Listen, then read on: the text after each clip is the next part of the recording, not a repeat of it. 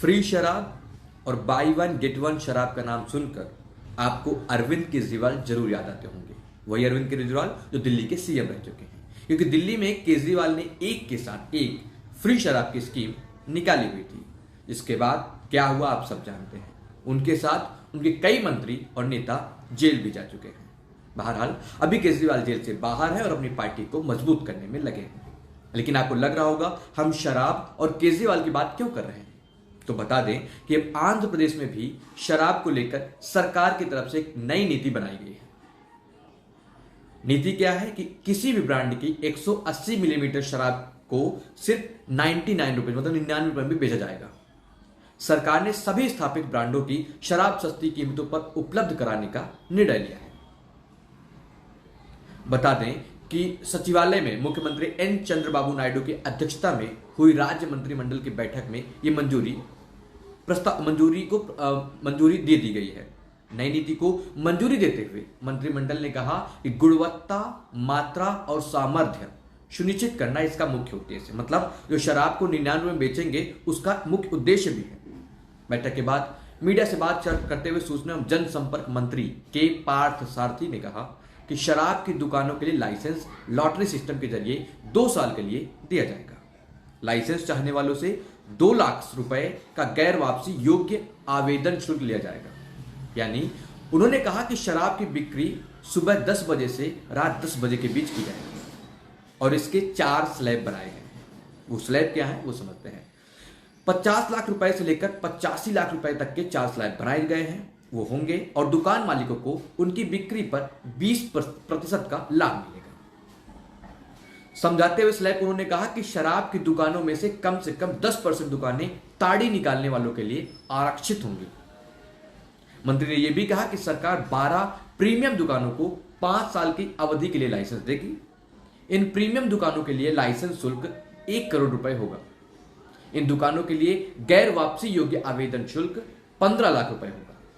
उन्होंने कहा कि तिरुपति में प्रीमियम दुकानों की अनुमति नहीं दी जाएगी। तिरुपति बालाजी के आसपास वहां पे प्रीमियम दुकानों की अनुमति नहीं दी जाएगी। मंत्री श्री पार्थसारथी ने आरोप लगाया कि पिछली वाईएसआरसीपी सरकार ने शराब नीति का दुरुपयोग किया और भारी राजस्व प्राप्त किया।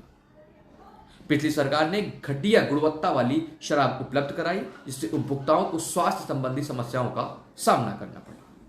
उन्होंने कहा कि एनडीए सरकार सस्ती कीमत और गुणवत्तापूर्ण शराब उपलब्ध कराने को सर्वोच्च प्राथमिकता दे रही है। अब वही चंद्रबाबू नायडू जो कि एनडीए का हिस्सा है, एनडीए में भारतीय जनता पार्टी सबसे प्रमुख दल है। दिल्ली में भारतीय जनता पार्टी ने शराब नीति के प्रति कितनी संवेदनशील थी, कितना उसके खिलाफ प्रदर्शन किया, कितना दिल्ली की शराब नीति के खिलाफ शिकायतें हुई कि जिसके बाद दिल्ली के मंत्री, नेता, विधायक, मुख्यमंत्री सहित को जेल जाना पड़ा। और अब एनडीए के घटक दल के मुख्य रूप में चंद्रबाबू नायडू की पार्टी, वो आंध्र प्रदेश में एक नई नीति लेकर आते हैं। वो भी आरोप लगाते हैं कि पिछली जो आईआरसीपी की सरकार है उसमें घपला हुआ है। और इस सरकार में जो नई नीति आई है उसका एक उद्देश्य भी बताते हैं कि हम अच्छी गुणवत्ता पूर्वक शराब आपको दिलाएंगे। अब शराब गुणवत्ता पूर्वक है या मिलावटी है, इसकी परख कौन करेगा, इसको कौन देखेगा, कौन बताएगा, ये तो नहीं पता। लेकिन शराब उपभोक्ताओं को, जो शराब पीने वाले हैं, जो शराब पीने के आदी हैं, उनके लिए खुशखबरी है कि ब्रांड कुछ भी हो, आपको 99 रुपीज में शराब मिल जाएगी।